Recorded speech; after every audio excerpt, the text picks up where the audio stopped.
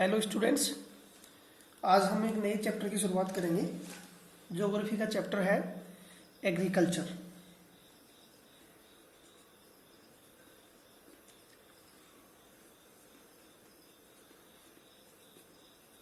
इसमें हम सीखेंगे कि इंडिया में किस किस प्रकार की जो खेती है वो की जाती है, एग्रीकल्चर का पैटर्न क्या है, इंडिया में किस किस प्रकार की कौन कौन सी क्रॉप्स उगाई जाती हैं, वो सारा कंसेप्ट इसमें क्लियर होगा।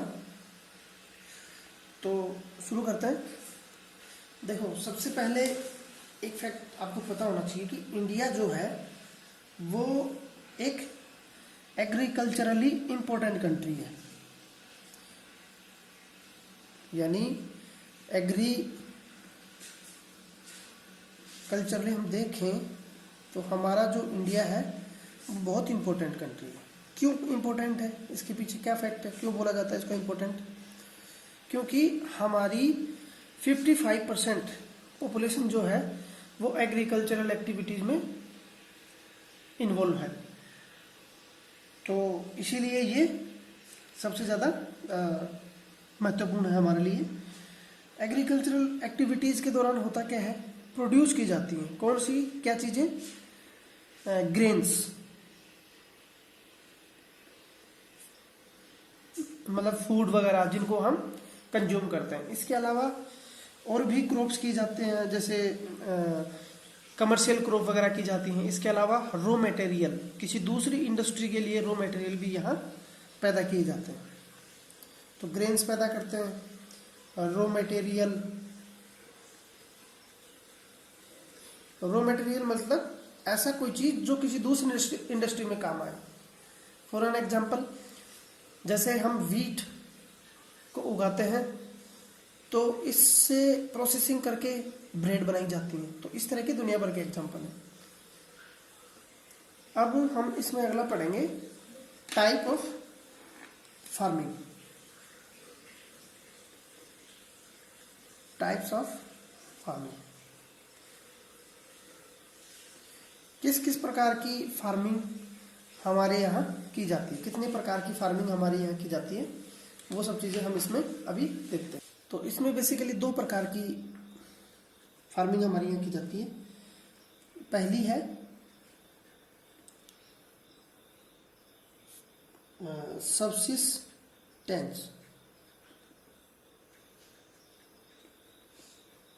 सबसिस्टेंस फार्मिंग, और दूसरी है हमारी कमर्शियल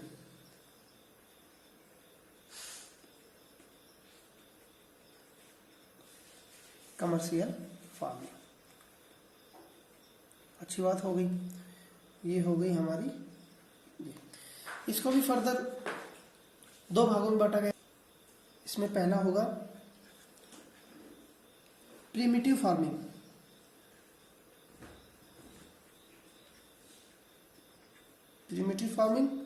दूसरा हो गया आपका इसमें इंटेंसिव फार्मिंग।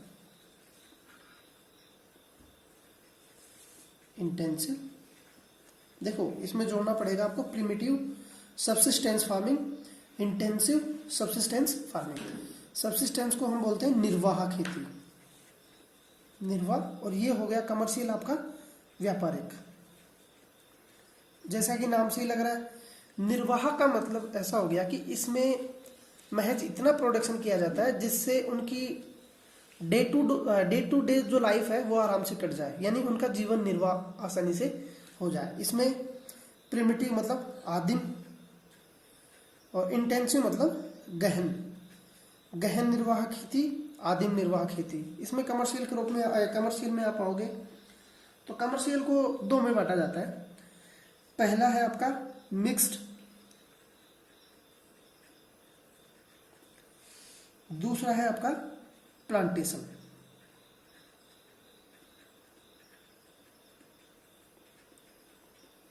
तो एक एक को सीखते हैं। सबसे पहले हम सीखेंगे प्रिमिटिव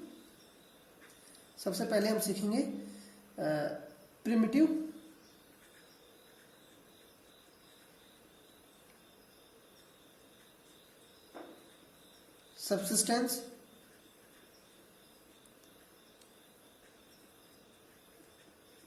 फार्मिंग।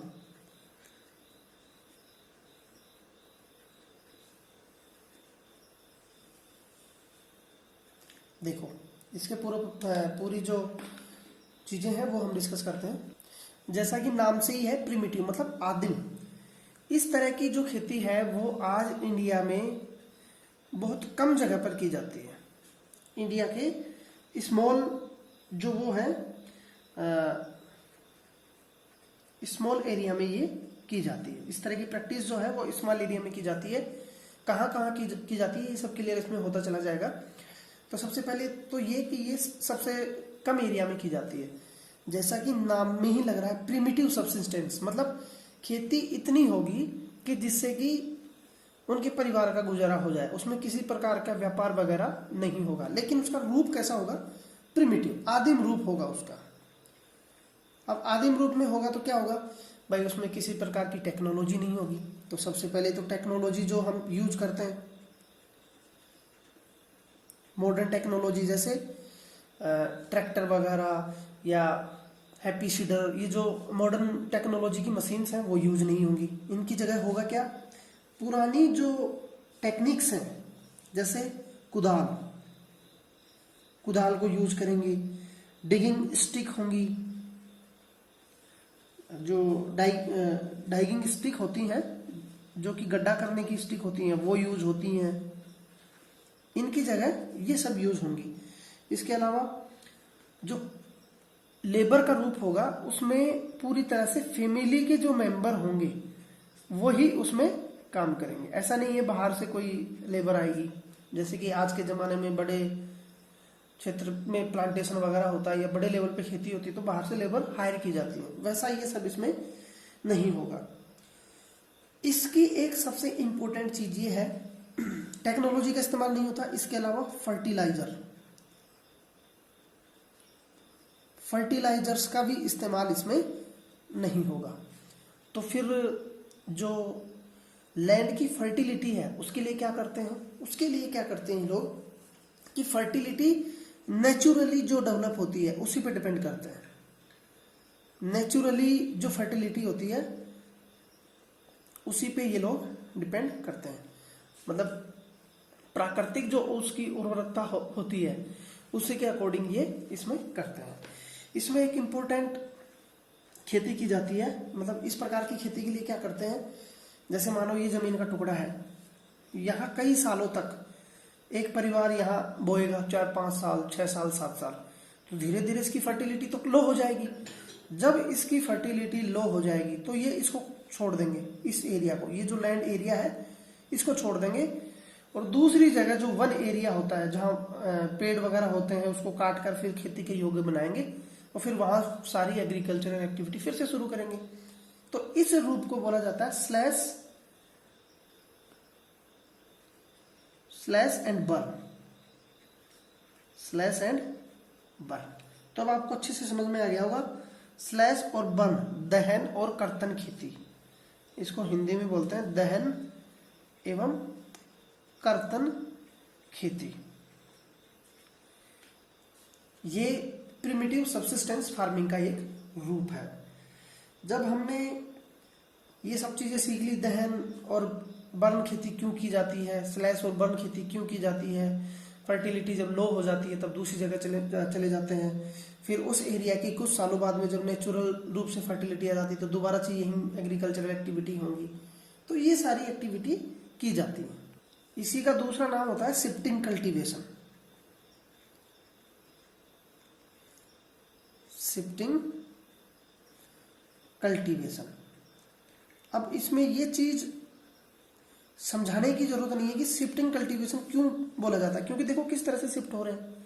स्लैश और बर्न क्यों बोला जाता है, कैसे इसको स्लैश करते हैं फिर यहाँ जलाकर इसको उगाने के लायक जगह बनाते हैं। तो ये सब चीजें इन्हीं शब्दों में इनके अर्थ छुपे हुए हैं। अब इस तरह की जो खेती है इंपॉर्टेंट हम इसमें डिस्कस करने जा रहे हैं, तो इसको अलग अलग एरिया में अलग अलग रूप से जाना जाता है। जैसे हमारे नॉर्थ ईस्ट में इसको जाना जाता है झूमिंग। यदि कोई आपको ये बोले झूमिंग खेती कहाँ की जाती है तो आप सीधा उससे अर्थ लगाइए कि शिफ्टिंग कल्टीवेशन की बात की जा रही है या दहन या कर्तन खेती की बात की जा रही है। तो स्लैश और जो वर्ण खेती है या झूमिंग जो कृषि है हमारे इंडिया में कहाँ कहाँ की जाती है, और इसको प्रैक्टिस हमारे यहाँ ज्यादा कहाँ की जाती है, नॉर्थ ईस्ट रीजन में। नॉर्थ ईस्ट रीजन के कौन कौन से स्टेट्स हैं, जैसे असम,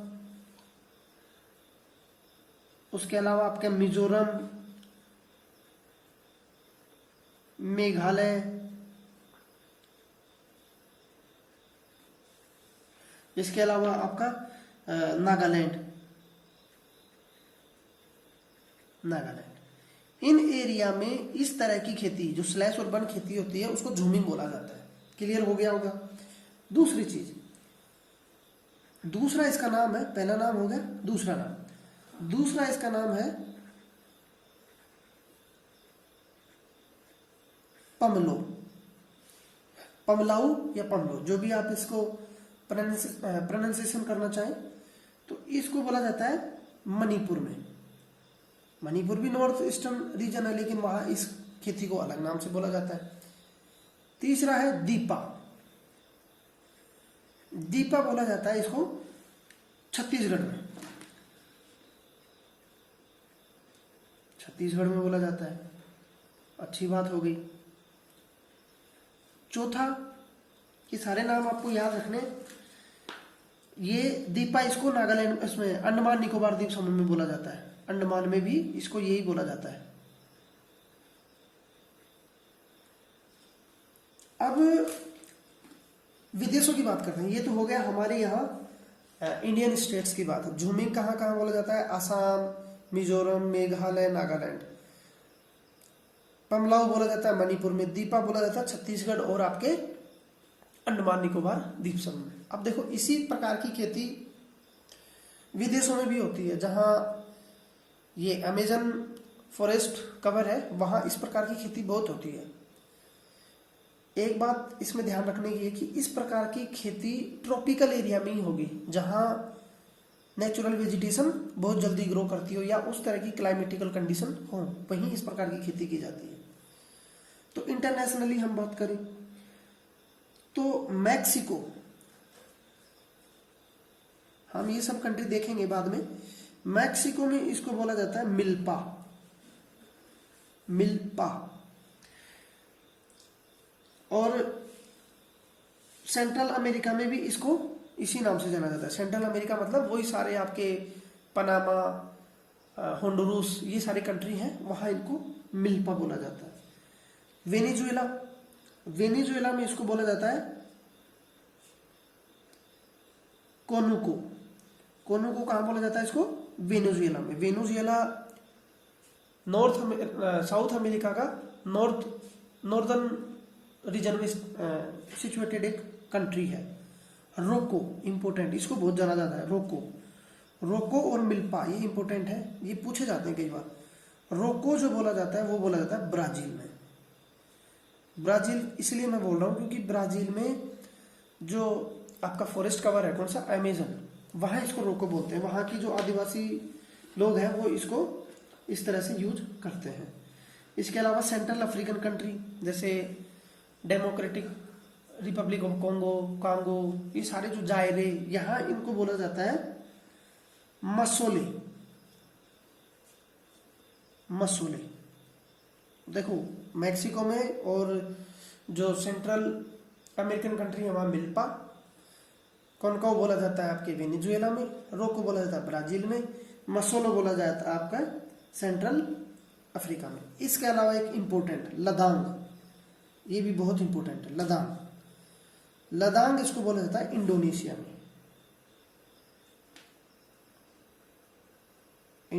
में। इसके अलावा रे, हम इसी खेती की बात कर रहे हैं, दहन और कर्तन खेती की। इसके अलग अलग नाम है। रे इसको बोला जाता है वियतनाम में। अब वैसे तो आपकी मोरल ड्यूटी है कि जितने मैंने आपको नाम बताए, चाहे तो वो इंडियन स्टेट्स हो या विदेशी सारे कंट्री हो, उनकी लोकेशन आपको एक बार पक्का पता करनी चाहिए मैप पर। क्योंकि अभी हम डिस्कस कर रहे हैं, लास्ट में जब मैं ये चैप्टर खत्म करूंगा तब मैं ये मैप वर्क इसका करवाऊंगा। इससे रिलेटेड मैप वर्क है जो मैं उसके बाद में करूंगा। चलो जी, ये रहा हमारा प्रिमिटिव, यानी ये हमने डिस्कस कर लिया। अब डिस्कस करेंगे ये इंटेंसिव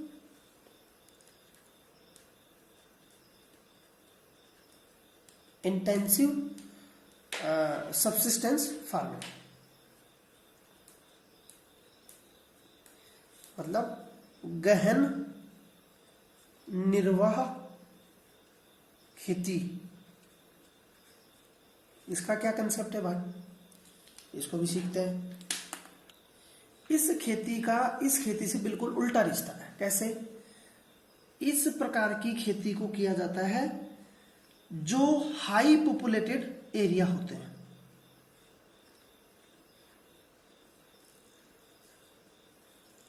अब जरा एक चीज बताइए, जहां हाई पॉपुलेशन होगी, यानी जैसे ये एरिया है, इस तरह की जो खेती है, प्रिमिटिव सबसिस्टेंस जो फार्मिंग है, वो की जाती है आपके जंगल वाले इलाके में, जहां स्पार्सली लोग रहते हैं, यानी पॉपुलेशन डेंसिटी जो है वो बहुत कम है, वहां ये इस प्रकार की खेती की जाती है। इसके उल्टे में इंटेंसिव जो सबसिस्टेंस फार्मिंग है वो की जाती है हाई पॉपुलेटेड एरिया में। तो जैसे मानो यहाँ हाई पॉपुलेटेड एरिया है, तो इसका सीधी सी बात है कि लैंड पर ज्यादा प्रेशर होगा या नहीं होगा, तो more pressure on the land. Result क्या होगा, ज्यादा लोगों के पास या कम लोगों के पास कम लैंड होगी। यानी यहाँ तो लैंड की कोई कमी नहीं है, यहाँ तो लोग बंद करके छोड़ रहे हैं, फिर दूसरी जगह शिफ्ट कर रहे हैं। यहाँ स्थिति उल्टी है। इस प्रकार की खेती कहाँ होगी, ज्यादा से ज्यादातर मैदानी भागों में, यानी प्लेन्स में। आप अनुमान लगाइए इंडिया में कहाँ कहाँ हो सकती है, जैसे यूपी, बिहार, इन स्टेट्सों में ये इस प्रकार की खेती की जाती है। और इस प्रकार की खेती में ज्यादा से ज्यादा लेबर की जरूरत पड़ती है। जैसे ज्यादा मजदूरों की जरूरत पड़ेगी तो मजदूर बाहर से बुलाने पड़ते हैं, हायर करने पड़ते हैं। वहां फैमिली के जो लोग हैं वही काम करते हैं। और इसमें बायोकेमिकल इनपुट भी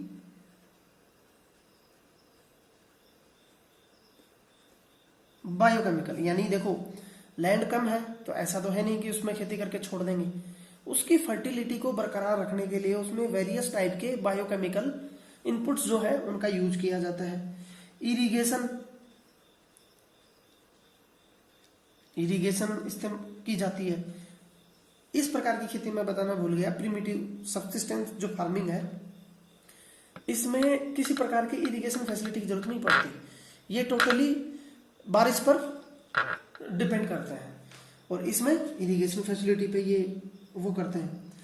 इस प्रकार की खेती का ये कंसेप्ट रहा। अब हम शिफ्ट करेंगे इसमें, ये हमने डिस्कस कर लिया। इसमें कुछ टॉपिक है वो ज्यादा इंपॉर्टेंट नहीं है, हमें ये सीखना था, इतना हमने सीख लिया। अब हम इसमें सीखेंगे कमर्शियल फार्मिंग, और कमर्शियल फार्मिंग के दो अलग अलग रूप। तो इसमें पहला हो गया आपका मिक्स्ड फार्मिंग। कंफ्यूज मत कीजिएगा, इसमें मिक्स्ड फार्मिंग हम किससे समझ रहे हैं, कमर्शियल से। मिक्स्ड फार्मिंग, मिक्स्ड फार्मिंग की प्रमुख विशेषताएं, इंपॉर्टेंट कैरेक्टरिस्टिक क्या है, इसमें high dose of modern input, मतलब मॉडर्न जो तरीके हैं उनको यूज किया जाता है। मॉडर्न टेक्नोलॉजी हो, मॉडर्न सीड्स हो। सीड्स मॉडर्न कौन से होते हैं, high yield variety seed, high yield variety seed, इसको बोल जाता है हाई इल्ड वैरायटी सीड्स। जो कि हमारे देश में जब ग्रीन रिवोल्यूशन आया था उस समय इनका बहुत ज्यादा इस्तेमाल किया गया था। केमिकल फर्टिलाइजर बहुत यूज करेंगे इसमें, केमिकल फर्टिलाइजर। इसके अलावा पेस्टिसाइड, इंसेक्टिसाइड्स, ये सब जो टेक्नोलॉजिकली और जो एडवांस चीजें हैं उन सब का इस्तेमाल इसमें ज्यादा होगा। क्यों, कारण क्या होता है, मोटो होता है टू ऑब्टेन या to gain high productivity, high production, production बढ़ाने के लिए ये सब काम किया जाता है ताकि ज़्यादा से ज़्यादा प्रोडक्शन बढ़े। किस पर? कम लैंड पर, भूमि यहाँ भी कम होती है। तो ये जो कमर्शलाइजेशन का दौर है या जो मिक्स्ड क्रॉपिंग का जो दौर है वो हर रीजन टू रीजन वेरी करता है। रीजन टू रीजन क्या करेगा? वेरी करेगा। क्यों? क्योंकि किसी रीजन की क्लाइमेटिकल कंडीशन अलग होंगी, किसी दूसरे क्लाइमेटिक रीजन की कंडीशन अलग होंगी। इसी प्रकार किसी एक रीजन की जो लैंड है उसकी फर्टिलिटी या उसका केमिकल कंपोजिशन अलग होगा, उसी प्रकार दूसरे रीजन में जाएंगे तो वहां का केमिकल कंपोजिशन अलग होगा। एग्जाम्पल आप समझ सकते हैं, जैसे राइस जो है ये कमर्शियल क्रॉप है। कहाँ? हरियाणा और पंजाब में। लेकिन वहीं दूसरे रीजन की बात करें जैसे उड़ीसा, उड़ीसा में ये सिर्फ सब्सटेंसिव क्रॉप है, यानी वहां सिर्फ खाने के लिए उगाया जाता है। तो ये एग्जाम्पल मैंने आपको बताया। अब इसी का दूसरा हम पढ़ेंगे प्लांटेशन। दूसरा है प्लांटेशन। आपको अच्छे से समझ में आ रहा होगा। प्लांटेशन में क्या? प्लांटेशन का हिसाब किताब इससे थोड़ा सा अलग होगा। यहां मिक्स्ड फार्मिंग में एक ही साथ एक ही जमीन के टुकड़े पर कई तरह की फसल उगाई जाती थी, लेकिन प्लांटेशन में सबसे बड़ा फर्क यही है कि यहां सिंगल क्रॉप होगी भैया, सिंगल क्रॉप यहां उगेगी। इसके अलावा जो लैंड एरिया होगा वो भी बहुत लार्ज एरिया होगा। इसके अलावा क्या होता है, इसमें जो है लार्ज ट्रैक ऑफ लैंड, यानी बहुत लार्ज जो लैंड होगी उसमें जो कैपिटल है यानी जो पूंजी है, जो पैसा है, वो इसके मुकाबले सबसे ज्यादा लगता है। पैसा यहां सबसे ज्यादा जरूरत पड़ेगी। इसके अलावा लेबर की इसमें सबसे ज्यादा जरूरत पड़ती है। ये बेसिक अंतर है इसमें। सिंगल क्रॉप होगी, बड़ा एरिया होगा, कैपिटल ज्यादा लगेगी, लेबर की जरूरत भी इसमें इसके कंपेयर में ज्यादा पड़ेगी। और इसके अलावा जो लेबर की पूर्ति की जाती है वो माइग्रेंट लेबरर जो होते हैं उनसे की जाती है। यानी किसी रीजन में यदि प्लांटेशन लगाया जा रहा है, जैसे टी के प्लांटेशन हो, रबड़ के प्लांटेशन हो, कॉफी के प्लांटेशन हो, इसके अलावा शुगर केन के प्लांटेशन हो, साउथ इंडिया में जैसे बनाना के प्लांटेशन होते हैं, तो वहाँ माइग्रेट वर्कर जाते हैं, जैसे बिहार से, यूपी से और दूसरे रीजन से लोग जाकर वहाँ काम करते हैं। तो प्लांटेशन का ये एक कंसेप्ट होता है। दूसरा, इनका जो प्रोड्यूस होगा, यहाँ से जो प्रोड्यूस होगा, तो इसमें कई मटेरियल ऐसे होते हैं जो दूसरी इंडस्ट्री के लिए रॉ मटेरियल का काम करते हैं। जैसे रबड़ के प्लांटेशन होंगे तो रबड़ इंडस्ट्री में रॉ मटेरियल का काम करेंगे। तो ये इसका कंसेप्ट होता है। अब इस तरह की खेती की कहाँ जाती है? इस तरह की खेती जैसे देखो हमारे आसाम में यदि देखेंगे तो टी प्लांटेशन होंगे, आसाम में, दार्जिलिंग में।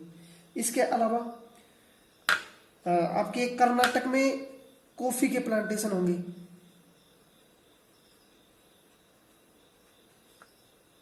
तो ये इसके एग्जाम्पल हो गए।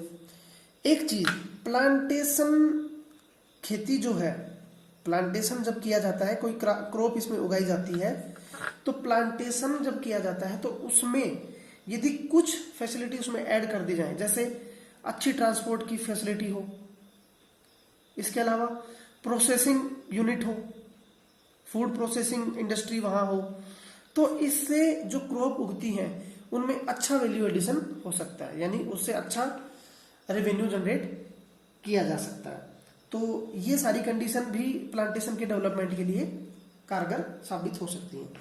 तो ये हमने डिस्कस किया क्या, फार्मिंग, फार्मिंग के रूप इंपॉर्टेंट जो इंडिया में ज्यादातर किए जाते हैं। अब हम पढ़ेंगे क्रॉपिंग पैटर्न। अगला हमारा टॉपिक होगा क्रॉपिंग पैटर्न।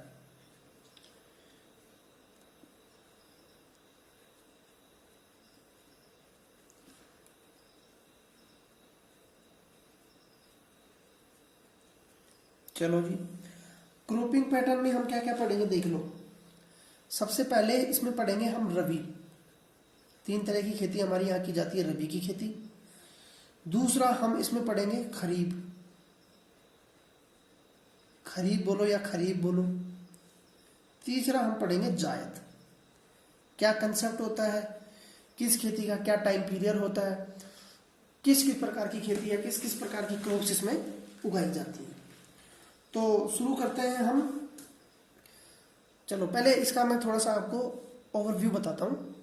क्योंकि हमारा कंट्री जो है वो एक डाइवर्सिफाई कंट्री है। हमारे यहाँ डाइवर्सिटी बहुत है, विविधता बहुत है हमारी इस कंट्री में। दुनिया भर के रीजन में विविधता मिलेगी, दुनिया भर के लोगों के कल्चर में विविधता मिलेगी। तो उसी विविधता का प्रभाव पड़ा है क्रॉप्स पर, क्योंकि लोगों ने अपना कल्चर हिसाब से बनाया है कि क्रॉप्स भी उसी प्रकार से उगने लगी हैं। तो ये जो 3 पैटर्न देखने को मिलते हैं, इसमें हमारे सोसाइटी का जो कंपोजिशन है, आप ये बोलो कि इसकी जो डाइवर्सिटी है उसका बहुत बड़ा रोल है। हमारे इस डाइवर्सिटी में इस प्रकार की 3 प्रकार की खेतियों में various type of food fibre crops, इन तीनों में फूड अलग अलग होंगे, फाइबर क्रॉप अलग होंगी, वेजिटेबल्स अलग होंगी, फ्रूट्स अलग होंगे, स्पाइसेस अलग होंगे। तो कई तरह की इन चीज़ों में मर्ज कर कर अलग अलग प्रकार की खेती की जाती है। उनको हम एक एक डिस्कस करेंगे। सबसे पहले हम डिस्कस करेंगे रबी। सबसे पहले क्या डिस्कस करेंगे, रबी की फसल। सबसे पहली बात, कब यह उगाई जाती है, विंटर सीजन में। विंटर सीजन में कब से, इसका जो बोने का टाइम होता है वो होता है अक्टूबर टू दिसंबर। हम एक समराइज वे में डिस्कस कर रहे हैं ना। और इसका हार्वेस्टिंग जो टाइम होगा, हार्वेस्ट कब किया जाता है इसको, हार्वेस्टिंग इसका हो जाता है फरवरी टू अप्रैल, या आप ये बोलो अप्रैल टू जून तक गर्मी के सीजन में। या कई रीजन में फरवरी टू अप्रैल भी होता है। ये रीजन और क्लाइमेटिक कंडीशन से हिसाब से वेरी भी करता है।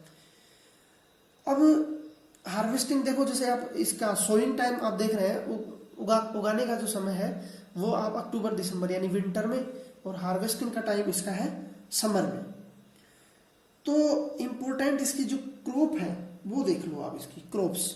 अगला होगा आपका क्रॉप्स। कौन कौन सी क्रॉप्स होंगी, आप सभी इससे वाकिफ होंगे अच्छे से। वीट इसी समय उगाया जाता है, बेरली इसी वक्त उगता है, जो आपके होते हैं वो भी इसी समय उगते हैं। पीच मटर भी इसी समय उगते हैं। ग्रैम चने भी इसी वक्त उगाए जाते हैं। इसके अलावा आपके ऑयल सीड जैसे मस्टर्ड, ये सारे इंपॉर्टेंट इसकी क्रॉप्स हो गई। अब हम एरिया देखते हैं। एरिया किस किस एरिया में ये फसल ज़्यादा प्रिवेल करती है, ज़्यादा किस किस एरिया में इसको उगाया जाता है। तो देखो, पंजाब में गेहूं खूब उगाए जाते हैं, हरियाणा में गेहूं खूब उगाया जाता है। इसके अलावा हिमाचल प्रदेश, इसके अलावा आपके जम्मू एंड कश्मीर, उत्तर प्रदेश, क्योंकि यूपी में भी गेहूं और मस्टर्ड खूब उगाई जाती है। इसके अलावा उत्तरांचल या उत्तराखंड में भी गेहूं अच्छी मात्रा में उगाए जाते हैं। अब कुछ अलग चीजें, इस फसल का एक इंपॉर्टेंट फैक्टर ये है कि सर्दियों के दौरान ये उगती है। उस समय एक बारिश का थोड़ा सा उस समय देखने को मिलता है, उसको बोलते हैं महावट। आपने पिछली कक्षा में सीखा होगा मानसून के दौरान। ये जो महावट है ये रबी की फसल में बहुत ज्यादा वैल्यू एडिशन कर देता है, या उसकी जो प्रोडक्शन है उसको एक्सपोनेंशियली बढ़ा देता है, उसमें उसकी प्रोडक्शन में बहुत ज्यादा इजाफा कर देता है। क्या महावट होते क्यों है, वेस्टर्न डिस्टर्बेंस आपने पढ़े होंगे। वेस्टर्न डिस्टर्बेंस यानी पश्चिमी विक्षोभ। पश्चिमी विक्षोभ का असर कहाँ रहता है, आपके पूरे नॉर्थ इंडिया में और गंगेटिक प्लान में, उत्तर प्रदेश, वेस्टर्न उत्तर प्रदेश तक।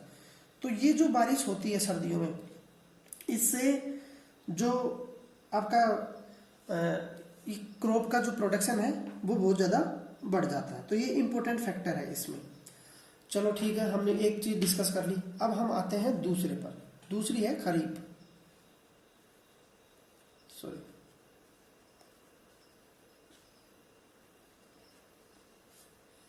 खरीफ में भी हम वैसे ही डिस्कस करेंगे।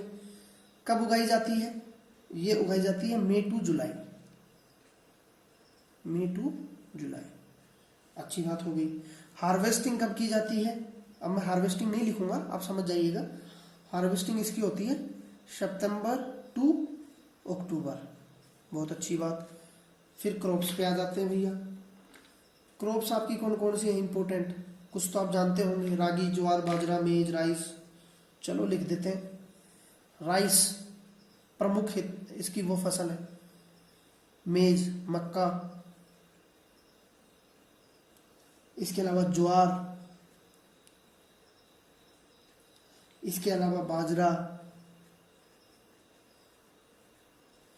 इसके अलावा शुगर केन, गन्ने की खेती भी इसी समय होती है।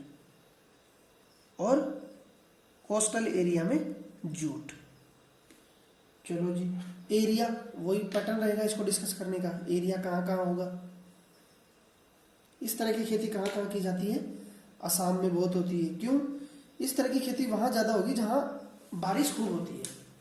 क्योंकि ये आप देख रहे होंगे हार्वेस्टिंग टाइम इसका कब है? सॉरी, सोविंग और हार्वेस्टिंग के इसका ग्रोविंग जो टाइम है वो है मानसून सीजन। तो आसाम में खूब होता है। वेस्ट बंगाल में बहुत बढ़िया। आंध्र प्रदेश में तो सिंचाई से भी, इरिगेशन फैसिलिटी से ही किया जाता है। इतना खास वहां मानसून होता नहीं है। केरला में तो बहुत ही बारिश होती है। महाराष्ट्र वेस्टर्न घाट के आसपास बहुत बारिश होती है। इसके अलावा कोस्टल एरिया, तो हमने मानसून में सीखा था कि किस तरह से कोस्टल एरिया में, तो यदि आप मानसून आप पढ़ चुके होंगे तो इससे इसको रिलेट कर सकते हैं कि किस किस रीजन में सबसे ज्यादा होती है। ओडिशा में भी होता है, ओडिशा। चलो, और इसमें क्या क्या चीजें हैं जो हमें पता करनी हो? इसमें एक चीज देखने की है कि पैडी जो है, यानी धान जो है, वो पहले उगाया जाता था जहां पानी की अवेलेबिलिटी ज्यादा होती थी। यानी पैडी को सबसे ज्यादा पानी चाहिए। यदि आपने कभी देखा हो तो धान रोपण जब करते हैं या इसका प्लांटेशन जब करते हैं तो पानी खेतों में भरा होता है, फिर इसको बोया जाता है। जब से इंडिया में ग्रीन रेवोल्यूशन आया 1960s से, उसके बाद में दो रीजन, हरियाणा, पंजाब, और इसके साथ वेस्टर्न यूपी, ये रीजन ऐसे हैं कि ये क्लाइमेटिकली राइस के लिए फेवरेबल कंडीशन यहाँ नहीं है, लेकिन फिर भी इरिगेशन की फैसिलिटी यहाँ बहुत आ गई, क्योंकि कैनेल जो है वो बहुत है। Irrigation, high yield variety seed, इन सब टेक्नोलॉजी की वजह से हरियाणा, पंजाब और यूपी आजकल इन सारे रीजन को छोड़कर टॉप मोस्ट बन गए। किसमें? राइस की प्रोडक्शन में। ये चीज इसमें हमें पता होनी चाहिए थी। चलो जी, तीसरा चलते हैं हम हमारी जायद पर। तीसरी फसल है हमारी जायद, जायद की फसल। जायद की फसल बेसिकली कब की जाती है? रबी और खरीफ, इन दोनों के बीच का जो ड्यूरेशन होता है उसमें ये फसल की जाती है। यानी in between rabi and kharif season. तो ये इसका टाइम हो गया आपको, सॉरी, इसके बीच में ही होता है। यहां छोटे समय के लिए होता है और ये फसल जो की जाती है ये गर्मियों में की जाती है। अब गर्मियों में ऐसे कौन कौन सी चीजें जो आप ज्यादा खाते हैं, कौन कौन सी चीजें इसमें उगाई जाती हैं? जैसे इसमें वाटरमेलन आप बहुत खाते हैं, वाटरमेलन खूब खाते हैं आप, खूब जूस पीते हैं उसका। तो वाटरमेलन कब खाते हैं आप? गर्मियों में, तो उस समय पैदा होता है ये। इसके अलावा मस्क मेलन, खरबूजा जिसको बोलते हैं, मस्क मेलन, कोकुम्बर। इसके अलावा वेजिटेबल्स दुनिया भर की इसी समय उगती हैं। रीजन तो ऐसा है, ये कहीं भी उगाया जा सकता है, सारे रीजनों में ये जायद की फसल ले ली जाती है। जायद की फसल में कई बार शुगर केन को भी उगाया जाता है, लेकिन ये पूरा 1 साल ले लेता है शुगर केन। तो ये 3 जो हमारे यहाँ क्रॉपिंग पैटर्न है इंडिया में, वो हमने आज क्लियर इसमें किया। अब अगला हमारा टॉपिक होगा मेजर क्रॉप्स। क्या होगा? Major crops. अगला हम सीखेंगे इसमें मेजर क्रॉप्स। मेजर क्रॉप्स में सबसे पहले हम सीखेंगे फूड क्रॉप्स। क्या सीखेंगे? Food crops. दूसरे नंबर पे सीखेंगे हम नॉन फूड क्रॉप्स, यानी फूड ऐसी क्रॉप्स जिसको खाने में यूज नहीं किया जाता, सॉरी, फूड क्रॉप्स। तीसरा हम सीखेंगे इसमें हॉर्टिकल्चर क्रॉप्स।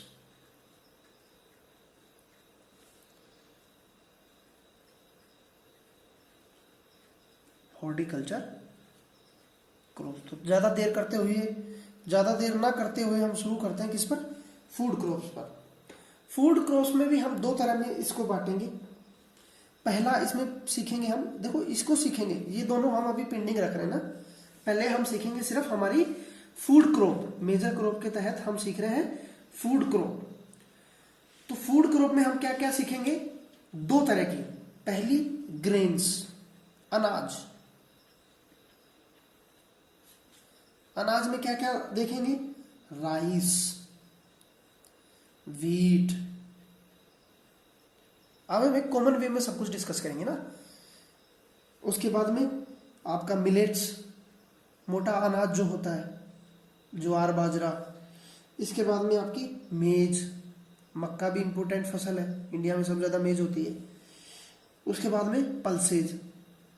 पल्सेज भी बहुत इंपॉर्टेंट चीजें हैं, क्योंकि पल्सेज भी इंडिया में सबसे ज्यादा होती हैं। तो ये हो गई आपकी ग्रेन्स। दूसरी आपकी प्लांटेशन वाली खेती।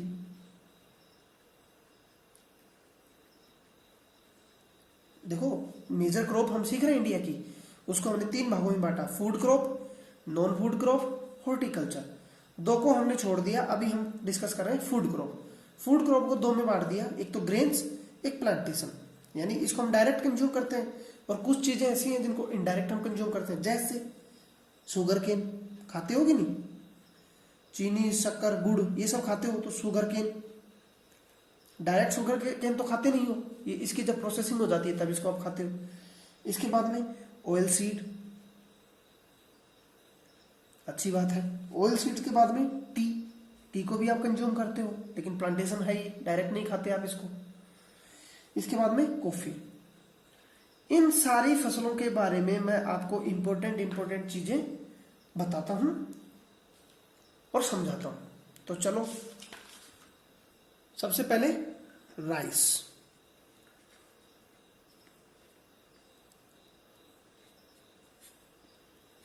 हाँ, राइस जो है वो इंडिया की सबसे ज्यादा खाने वाली स्टेपल फूड है, स्टेपल फूड क्रॉप।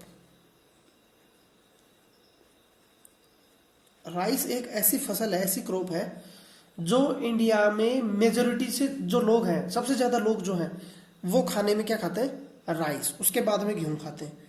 एक फैक्ट, हमारा कंट्री जो है वो पूरे वर्ल्ड में प्रोड्यूस करने में, राइस जो है वो प्रोड्यूस करने में 2nd नंबर पर है। किसके बाद में? चाइना। सबसे पहला कौन है? चाइना, इंडिया, फिर यूएसए। चलो अच्छी बात हो गई। अब इसकी रिक्वायरमेंट क्या होती है? क्योंकि राइस जो है वो खरीफ की फसल है। देखो याद रखिएगा इन चीजों को, खरीफ की फसल मत भूल जाना। खरीफ की फसल है तो टेम्परेचर हाई होता है उस समय, तो टेम्परेचर इसको बढ़िया चाहिए, इसके साथ हाई ह्यूमिडिटी चाहिए। तो इसको जो जरूरत पड़ती है वो हाई टेम्परेचर और ह्यूमिडिटी दोनों ज़्यादा चाहिए। तो ये ज़्यादा कब होंगी? जब गर्मी का सीजन होगा या मानसून का सीजन होगा। अच्छी बात हो गई। टेम्परेचर इसमें कितना चाहिए? 25 डिग्री सेल्सियस के आसपास चाहिए। अच्छी बात है। और बारिश कितनी होनी चाहिए? 100 सेंटीमीटर एनुअल रेनफॉल चाहिए इसमें, एनुअल रेनफॉल। बहुत बढ़िया बात। और इसके अलावा यदि किसी एरिया में 100 सेंटीमीटर एनुअल रेनफॉल नहीं हो तो वहां भी राइस उगाया जा सकता है with the help of irrigation facility, जैसा कि हमारे पंजाब, हरियाणा और कहाँ कहाँ किया जाता है, डॉट डॉट छोड़ देता हूं आपके लिए। चलो, अब कहाँ कहाँ उगाया जाता है, ये एरिया में आ जाते हैं वही सारी चीजें। मैं इसको अलग ना करके एक साथ ही पढ़ा रहा हूं आपको ना। एरिया कौन कौन सा है? एरिया की यदि आप बात करें, अनुमान लगाओ बारिश कहाँ होती है इतनी। बारिश देखो, north east region, north east region में बढ़िया बारिश होती है, तो वहां ये बढ़िया पैदा किए जाते हैं। जो अपनी ब्रह्मपुत्र नदी घाटी है वहां खूब होते हैं। इसके अलावा plains, plains of north India, क्यों? क्योंकि वहां इरिगेशन खूब मिलेगा, नदी है, यमुना नदी है, गंगा नदी है, तो पानी की कोई कमी नहीं है। इसके अलावा बारिश और कहाँ होती है? कोस्टल एरिया, यानी जहां पानी होगा वहां ये राइस उगेगा। कोस्टल एरिया, जहां इसके कंपेयर में पानी कम होता चला जाएगा वहां राइस की जगह गेहूं ले लेगा, ये याद रखो आप तो। इसके अलावा डेल्टिक रीजन जो होते हैं, डेल्टाइक रीजन में, वेरी गुड, डेल्टा में भी पूरा ये होगा। तो ये सारे मैंने रीजन आपको बता दिए। इसके अलावा जहां इरिगेशन फैसिलिटी होगी, कैनाल वगैरह, ट्यूबवेल वगैरह, वहां भी थोड़ा थोड़ा उगाया जाता है। तो कोस्टल एरिया सारे आप लिख सकते हैं। कौन कौन से कोस्टल एरिया आपके? तमिलनाडु, आंध्र प्रदेश के कोस्टल एरिया, इंटीरियर नहीं, कोस्टल एरिया। इसके अलावा डेल्टा, ब्रह्मपुत्र का डेल्टा हो, गंगा का हो, गोदावरी का हो, कृष्णा का हो, कावेरी का हो, खूब धान पैदा होता है। इसके अलावा पंजाब, हरियाणा, यूपी की बात मैंने आपको बताई दी। तो ये हो गया हमारी एक फसल, बड़ी जल्दी कर दी। दूसरी फसल वीट। इसके फैक्ट भूल मत जाना, सबसे ज्यादा खाया जाता है ये राइस। वीट में आ जाओ भैया। वीट जो है वो इंडिया में second most important cereal crop है। सेकंड मोस्ट, पहली कौन सी है? राइस। और दूसरी जो क्रॉप है वो कौन सी है आपकी? ये नाम बताने की जरूरत नहीं है, वीट। चलो, कहाँ कहाँ खाई जाती है ये खाई जाती है नॉर्थ इंडिया में, बड़ी चाव से खाई जाती है। इसके अलावा नॉर्थ वेस्ट रीजन में, नॉर्थ वेस्ट जो इंडिया है वहां भी बड़े पैमाने पर लोग इसको कंज्यूम करते हैं। अब इसकी कंडीशन कैसी होती है? इसकी कंडीशन के लिए कि जैसा कि आपको पता है अक्टूबर के महीने में बातें, ये रवि की फसल है और ये खरीफ की फसल है। तो रवि के महीने में जब बातें हैं तो इसको ग्रोविंग सीजन चाहिए, कूल ग्रोविंग सीजन। ऐसा नहीं कि एकदम ठंडा, धीरे धीरे ठंड बढ़नी चाहिए, कूल ग्रोविंग। जब इसको उगाएंगे तब हल्की सर्दी होगी, और जब इसका ग्रोविंग का समय होगा, जब ये बढ़ेगा, ग्रो करेगा, उस समय कूल ग्रोविंग सीजन होना चाहिए। जैसा कि दिसंबर और जनवरी में फिर सर्दी ज्यादा बढ़ जाती है। At the time of harvesting, जब इसको काटा जाएगा तब ब्राइट सनशाइन चाहिए, ब्राइट सनशाइन, हल्की चमकीली धूप जिसमें कि दाने अच्छे से पके। अच्छी बात हो गई। और रेनफॉल जो है वो इसमें चाहिए 50 से 75 सेंटीमीटर। नहीं भी होगी, जहां से 50 से 75 सेंटीमीटर बारिश नहीं होती वहां इरिगेशन फैसिलिटी से इसको उगा लिया जाता है, कोई दिक्कत नहीं है। लेकिन ये 50 से 75 सेंटीमीटर बारिश जो होती है वो किसके दौरान होती है? महावट, और महावट किसका परिणाम होते हैं? Western disturbance cyclone. ये हमने पहले सीखा है। अब एरिया कहाँ कहाँ उगाए जाते हैं ये देख लेते हैं। गंगा यमुना प्लेन, गंगा यमुना दोआब जिसको बोलते हैं, गंगा यमुना दोआब का क्षेत्र, सतलज का क्षेत्र, सतलज नदी आपने देखी है, उसका एरिया मैं आपको बाद में बताऊंगा। सतलज का रीजन हो गया। इसके अलावा गेहूं उगाए जाते हैं ब्लैक सोइल पर, जो प्लेट्यू है हमारा पठार, उस पर भी ब्लैक सोइल जो है उस पर भी ये उगते हैं। जहां कपास होती है उसके आसपास के चारों तरफ के रीजन में ब्लैक सोइल होती है, वीट की क्रॉपिंग होती है। कौन कहाँ कहाँ? एमपी में भी उगाया जाता है, महाराष्ट्र में भी उगाया जाता है। इसके अलावा दक्कन प्लेट्यू के और भी छोटे छोटे प्लेस हैं, जैसे कर्नाटक के भी कुछ एरिया, आंध्र प्रदेश का भी कुछ एरिया, वहां भी ये आपका गेहूं उगता है। जैसे छत्तीसगढ़ वाले रीजन में भी उगते हैं। जो मेजर स्टेट है, जो सबसे ज्यादा producing state, major producing state जो है वो है पंजाब। क्यों? पंजाब में पानी खूब है। हरियाणा, क्यों उगते हैं यहाँ? क्योंकि यहाँ पानी और क्लाइमेट जो बताया है वो मेजर चीज होती है इसमें। क्लाइमेटिक जो कंडीशन है वो मेजर फैक्टर होता है इसमें। हरियाणा, उत्तर प्रदेश, बिहार, सब जगह ये होता है। उत्तर प्रदेश, बिहार, राजस्थान, मध्य प्रदेश, यहाँ सब जगह ये उगता है। तो चलो हमने ये भी खत्म कर लिया। अब तीसरा हम पढ़ेंगे मिलेट्स।